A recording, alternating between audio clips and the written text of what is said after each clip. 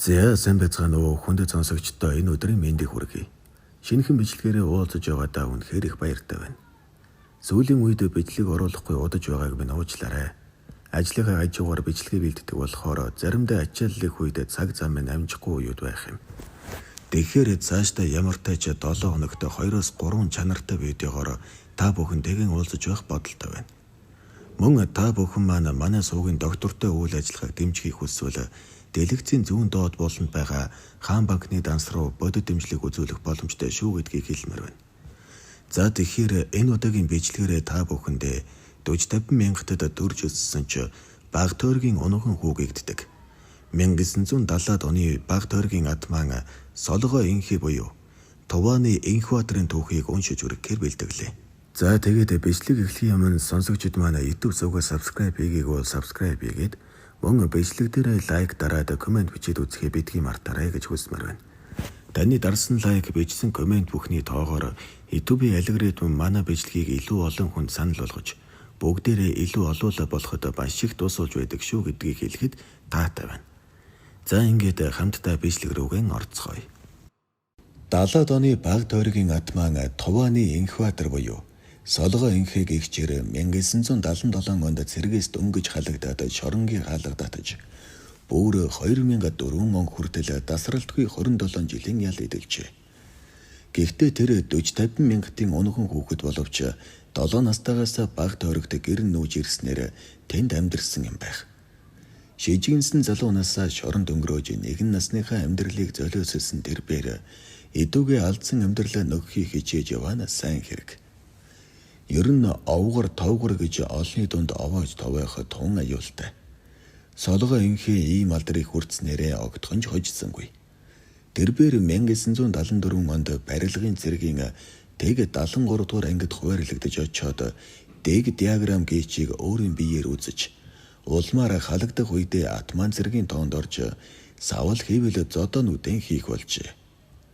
Тэр үеийн баг тойргийн атман овгор хүүхдийн колон энтрээр явсан залуус цэрэгт очсон хойноо шууд ногоон гэрлээр жаа төрүүж цалтай болдог бичигдээгүй хууль байлаа. Нэг үгээр тухайн үед зүүн баянд албахаар очсон баг тойргийнхан хэмбгойч байсан шууд шаланд сууж гоожур бололгүй хал цэргүүд шиг жаална. Арай сэргэлэн нь заалттай юм шиг төрүүж цолцооч нэгнийг өөдөн татна. Энэ амжилтын бүхээгч ардын аримд Инхбаатар өргөлжлүүлсэн бололтой. Нэмж хэлэхэд 1977 оны үед цэргийн дэглэлд диаграм дэг туйлд хурж байсан цэвүүн цаг. Энэ үед сонсголонгийн зам дээр нэгэн данхай жагсаалын дараа шөнийн цагаар 10 гаруй шин цэргийн галуун цуваагаар мүлхүүлж байгаад машинд дайруулж бүгдийг нь хяаруулж байсан билээ. 10 гаруй цэргийн амь насаар тогсон энэ данхай цэрэг дээд хэмжээ аваагүй нь хачирхалтай. Солгоо инхээ ийм маягаар л аргадаг байж. Гэхдээ хүн алссангүй. Тэрбээр 1977 онд цэргээс халагдахтаа 10 гаруй мянган төгрөгтэй ирсэн тухай баг төргийн хуучул одоо батлан ярьдаг. Мань нэр цэргээс халагдаад Янгэр Улаанбаатар ресторан хавар харигдаж яваад өмнө говь аймгийн он жавтайгаа Махкамнад хавар харигджээ.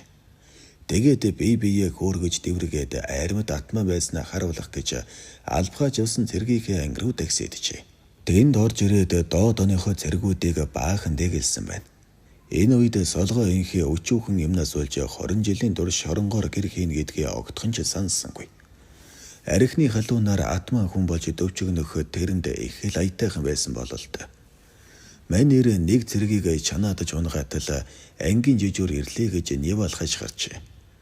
Нэрэж нэг офицер цэргийн казармд орж ирээд Инхбаатарыг харснаа.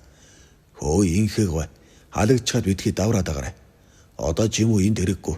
Тэр гэр орондоо баг тойрог хаваараа очиж танхаараа гэж хашгирчээ. Энэ үг архины халуунд дүүнг байсан инхигийн хорыг малтаа тайжхан дээр.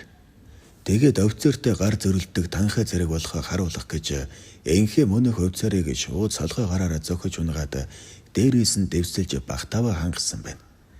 Казармд зодон болж байгааг мэдчихсэн нэгэн дээд тушаалын офицер орж ирээд Солгоо инхийг хорих гэтэл тэрнийг бас л зохиод унгажээ. Ингээд офицер зодсон нэг л их том атман зэрэг казармд гараад ангийн хашаан дотор нэг хэсэг бэдэлзэн алхав. Энэ үед эхлээд зохиулсан офицер сэргэж босож ирээд баахан цэргийн хамт энхээгийн хойноос гүгээд ирж. Энхээ дахиад л уурсаад яасан их хор шартан муу шинэлийн гол бай. Гээд газраас тал тоосох шүүрж аваад хамгийн ихний хүний тарих руу буулгатал газар саваад унчгаж. Гай болж тэр нь мөнөх офицер байв. Тэрний хөмсгийг зад зогсон тул тарих толгооноос нь ухаан ягаан цус садраад ирж. Тэрхэн үед энхээ гэмт хэрэг үлдэж байна гэдгээ огтхон ч ойлгосонгүй. Төрийн хууль цааз гэж нэг юм байдгийг тэрхэн үед ухаараагүй нь тэнэгээс тэнэг хүний чинж гэлтэй. Ингээд тэр офицер зодож танхаарсан хэрэгээр 5 жилийн ял авч майнтын чангад ажигдажээ. Арих хууж атман хүн болж дөвчгнөх ийм л хортой байдаг. Өчүүхэн ямаан омгоос болж ганц олдох амьдралдаа том алдаж мэдэх омголон залуус энийг санаж явахад илүүдэхгүй. Төр зуурын бардам омог насан туршийн чинь амьдралыг сүнөж мэднэ. Солгоо энхээ майнтын шоронд 4 жил орчим ял идлээд гарч ирсэн боловч 2 сарын дараа дахиад л ноцтой гэмтэрэг үйлдэжээ. Эхнээсээ нэг л буруу эргэжхүүл тэр чигээрээ эргэждэг ялсан бий. Шорон ер нь хүнийг ихэнхдээ эвдээд л гаргадаг. Нарсанд байсан хүн наранд гарч ирээд өөрийгөө нэг л том хүн гэж сандаг юм бий. Солгоо энхээ амьдралаа бодохын оронд архичин ажилгүйчүүдийн айрмын тоог нэгээр нэмэгдүүлж байсаар төдөлгүй ерөөгийн архины албадан имжлэгээр рүү ажигдсан байна. Тэрнтэй хамт Улаанбаатараас 2 машин хүмүүс ажигджээ. Гэтэл энхээ дараханд очиод ганцаараа зугтаачихсан байна. Зугтаасаар яваад хотод ирээд л бас л архигджээ. Нэг өдөр хамт явсан найзд нь хідэн залуу арахтал солгоо энхээ мундаг хүн болж дөвчгнөөд та нар миний солгой гарын зохилтыг даах юм уу? Дааж чадвал аз чинь чадахгүй бол хогч ин гээд эхний залууг шууд зохиод л унгачгаж. Тэгээд овоо юм бол тайраад ир. Айрамдч тэр шорондч тэр атман явсан хүний өөдөөс та нар муусан сарваж яаж дөрвөлөх вэ гэж агсраад нэг залууг нь шууд хутгалчихсан байна. Азуулж амин бос газар нь хутгалсан нь яам. Тэнэг хүн гэдэг тэнэгэрээ дуустдаг хойно одоо яалтаж үлээд. Ингээд л хүн хутгалж хүн дээр гэмтээсэн хэрэгээр 3 жилээр яллагдаж зүүн хараагийн чангад очижээ. Тэнд очиод мөн л овгор товгор хэвээрээ. Инглигээд өөрсдөө л хохирдог ялсан бий. Хаалхын шоронд нэр сөрөө хүч чадал хижнээн байлаач хожмын амьдралаа алгуурахнаар элсэнд болж шоронгийн зэвтэй хадаас болж байгаа олон 10 омголон ирчүүд ойлгохгүй явсаар ирсэн. Солгоо энхээ зүүн хараагийн шоронд баригадын дарга хийдэг байж. Мань нэр хоригдлуудыг журамдлан ажил хийлгэхдээ гадуур заалд нь гардаг байсан гэлцдэг. Гэвч тэр суллагдахад 8 сар дутуу байхдаа дахиад нэг том хэрэг мандуулжээ. Нутгийнх нь буюу 40 мянгатаас ирсэн нэгэн хоригдол солгоо энхээгээр далимдуулаад ажил хийлгүй тэнэ далгуулждаг ихээхэн давруу идгээд байв. Сүүлдээ тэр энхээтэй зөргөлдөж атман болох нөхсөв хайдаг болж. Тэгээд нэг өдөр ажилд гаралгүй дасгүрэж энхээгийн өөдөөс хидрлэж байна. Тиймээс манер уур омгон дүрлзэж тэжээсэн бэрүү тэрэг эвдэн гихчээр нутгийн хүүхэд гээд өөдөн дадсан чинь гай боллоо гээд шууд зохиод унгачгаж. Цаадхан нэлийн хор шартай нэгэн байсан тул босож ирээд энхээ дахин зохиж унгаагаад дээрээс нь хид хідэн удаа дэвссэн байна. Гэтэл цаадхан босож ирсэнгүй. Ус цацлаа байдаггүй. Хөвөн шатаагаад өнөрлөөсөн ч эсэгдэггүй.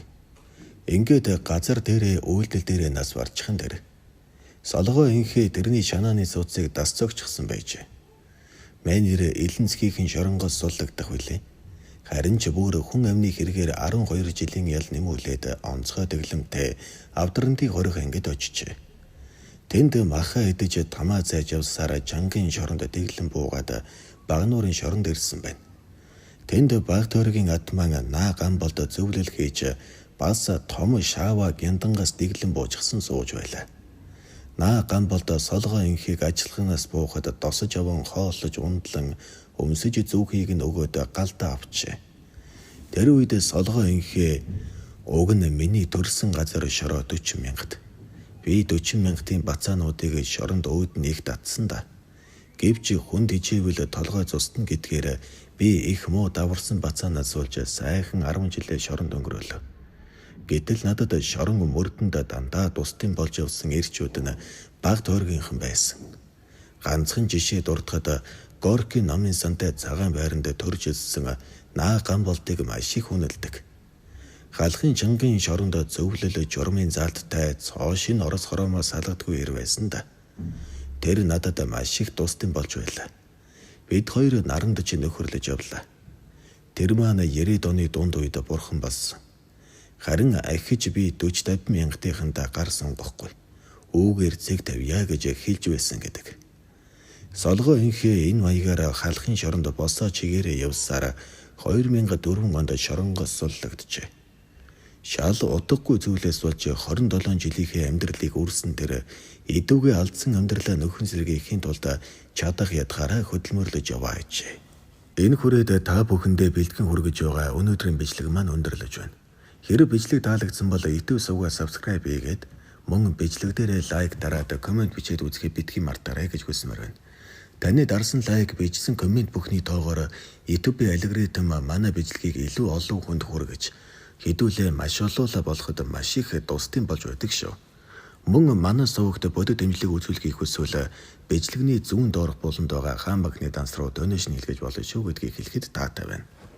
Дараагийн бичлэгээр дахин уулзлаа. Түр баяртай.